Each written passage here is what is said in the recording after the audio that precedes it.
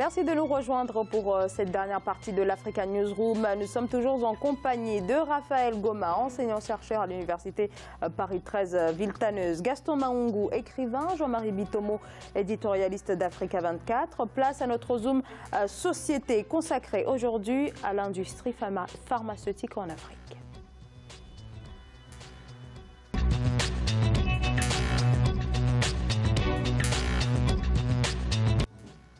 Et le développement de cette industrie reste un défi de taille pour le continent qui importe 95% des médicaments consommés par sa population. Beaucoup de disparités bien évidemment selon les États, avec notamment un pays comme le Maroc qui couvre 70 à 80% de ses besoins pharmaceutiques. Le Maroc qui entend par ailleurs marquer un peu plus sa présence dans le reste du continent et notamment au Rwanda. C'est un reportage de Frater Nandaka Sianga. Le Rwanda a lancé ce 15 décembre 2017 la construction de la première usine pharmaceutique qui fabriquera une gamme de médicaments, notamment les antibiotiques, réduisant ainsi les frais d'importation des médicaments qui s'estiment à 100 millions de dollars américains par an selon l'Office rwandais de développement. L'usine sera une branche est-africaine de Cooper Pharma, une société pharmaceutique marocaine. Elle sera située dans la zone économique spéciale de Kigali sur une surface de 20 000 mètres carrés. Nous avons une très lourde facture d'importation pharmaceutique et comme une économie émergente, nous devons penser à la diminuer. Aujourd'hui, Cooper Pharma nous donne la chance de pouvoir produire quelques-uns des produits que nous importons afin de réduire nos dépenses. Nous pourrons aussi nous inspirer des autres pays en prouvant que c'est possible de produire les médicaments de meilleure qualité pour le marché rwandais et est-africain. La première phase de construction de cette usine coûtera 6 millions de dollars américains et sera achevée en 18 mois avec la capacité d'employer 40 personnes dans la production des sacs intraveineux en PVC et les comprimés, notamment les analgésiques et les antibiotiques. Elles comprendront des laboratoires, une section de fabrication et des blocs administratifs. Quand nous avons commencé à étudier le marché est-africain, nous avons identifié le Rwanda comme notre hub en raison de la gouvernance et du faible coût de la location. Nous sommes très ravis d'être ici, dans un pays qui favorise l'investissement. Nous avons aussi considéré la forte demande de nos produits sur le marché rwandais.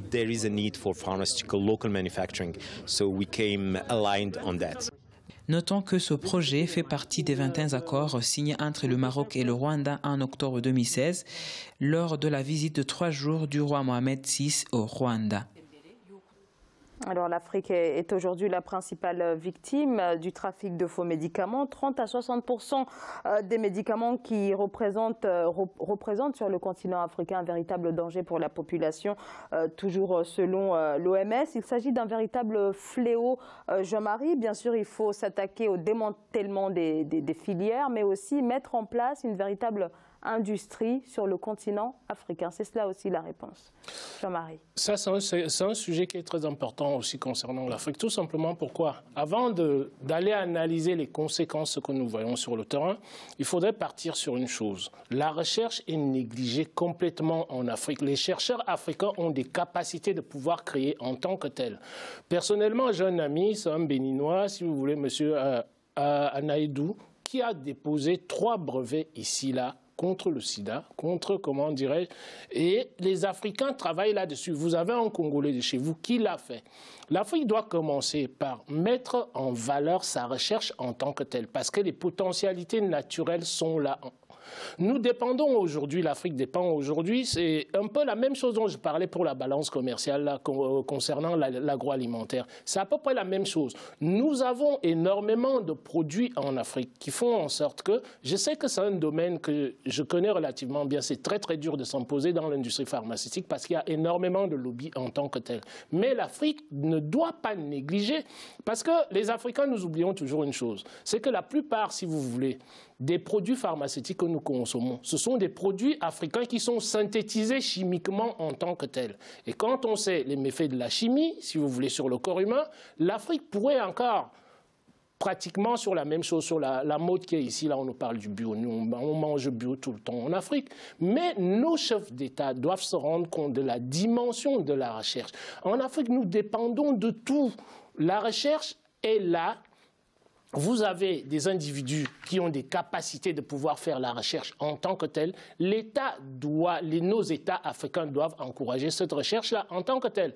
Par contre, ici, là, en ce qui se passe au Rwanda, ça m'intéresse tout simplement. Pourquoi? Parce que le Rwanda, vous avez le président rwandais qui a essayé de rénover son pays, si vous voulez, à tous les niveaux. C'est le seul pays en Afrique, un petit pays qui est parti de rien, dans lequel vous avez la mutuelle qui est assurée à l'intégralité de la population. Quand vous avez une femme qui est malade là-dedans, qui est enceinte, elle est suivie, si vous voulez, pratiquement comme dans les pays occidentaux. Donc, quand on parle de l'économie, on oublie toujours une chose, c'est que l'économie, ça commence par la santé de la population. Si vous n'avez pas une population en bonne santé, vous n'avez pas une bonne économie en tant que telle. D'où la nécessité, pour nous, de voir des accords comme ça. Ça sont des accords de partenariat qui, pour moi, devraient être des accords à court terme, que l'Afrique se mette à mettre en place avec ses experts sur place des solutions qui sont des solutions adaptées. Je parle toujours sur ce plateau de la notion de la dimension, c'est-à-dire de la distance culturelle entre les individus.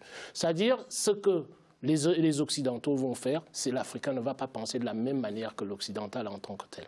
Raphaël Goma. Oui, en fait, je partage le point de vue de Jean-Marie parce que, disons qu'en Afrique, la recherche est quasiment négligée. Il y a des chercheurs qui travaillent, notamment en matière médicale. Vous savez, quand vous prenez un comprimé, les excipients, les princeps, l'élément actif, tout est synthétisé, mais souvent ils vont chercher où? Nous avons des forêts qui sont immenses, qui sont riches en espèces, et bien sûr en espèces médicales, je dirais aussi. Donc c'est là où vraiment le bas blesse, c'est qu'en fait, disons, les politiques gouvernementales, disons, des dirigeants africains ne mettent pas l'accent sur cet aspect du problème qui est la médecine. Et bien sûr, qui parle de médecine, parle aussi de pharmacie. Alors, est-ce que justement en Afrique, la recherche, en tout cas pharmaceutique, n'est pas toujours vue sous l'angle du social, alors que finalement, c'est certes un angle social, c'est la santé, mais c'est aussi un angle, il faudrait le voir aussi sous l'angle commercial. On le voit avec les grands groupes occidentaux qui n'hésitent pas à parler de chiffre d'affaires, et ainsi de suite. Oui, effectivement, mais je crois que les gouvernants africains savent bien qu'ils peuvent voir la pharmacie sous forme, disons, la recherche pharmaceutique sous forme d'aspect économique. Il n'y a qu'à voir les produits qui inondent les marchés. Allez-y dans les grandes capitales, disons, d'Afrique, vous verrez que sur le marché, à même le sol, les médicaments sont étalés. Ces médicaments viennent d'où? Viennent d'ici. Pour la plupart. Et d'autres même, il y a des médicaments qui sont préfabriqués sur place, mais qui n'ont aucune efficacité médicale. Voilà, merci. Et donc, je crois que c'est un secteur porteur au niveau économique. Sauf qu'on ne met pas, on le néglige. Pourquoi on le néglige? Mais regardez, la majorité des dirigeants africains, quand ils tombent malades, ils vont où? Ils vont en Occident. Et j'encourage vraiment l'initiative. C'est un bel exemple. Moi, j'ai toujours pensé que le Rwanda est un État pilote. Dans beaucoup de secteurs, je crois qu'on a parlé de la sécurité sociale, et on avait même parlé de la sécurité sociale, effectivement. Et on n'a pas même parlé à un moment donné ici dans les transports et dans tout ce domaine. Je crois qu'il faut encourager, et bien sûr, je termine pour dire qu'il faut encourager, bien sûr, disons, cette coopération sud-sud, parce que c'est les Marocains qui vont implanter. Voilà, donc il faut encourager cela. Je serais pas, comment dirais-je, aussi disert que toi, Raphaël, tout simplement pourquoi? Parce que Cooper Pharma, ce sont les produits chimiques d'ici là qui passent par le Maroc. Il ne faut plus qu'on se voile la face. Il faut que nous voyons les réalités telles qu'elles se posent.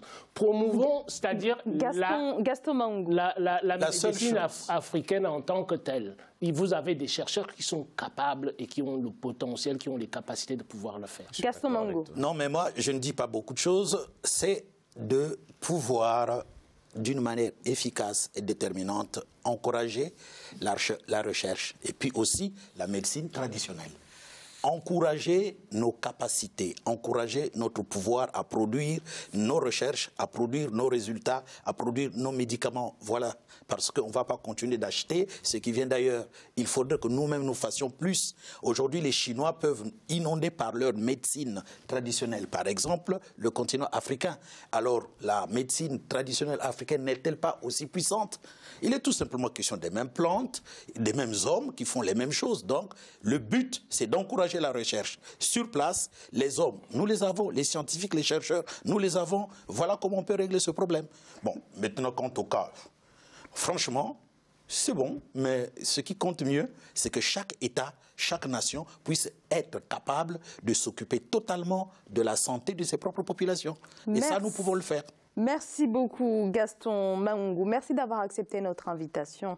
Je rappelle que vous êtes écrivain. Un grand merci à vous également Raphaël Goma. Merci. Merci Zahra de m'avoir invité sur votre plateau. Alors je rappelle que vous êtes enseignant-chercheur à l'Université Paris 13 Villetaneuse. Jean-Marie, merci pour votre éclairage tout au long de cette émission.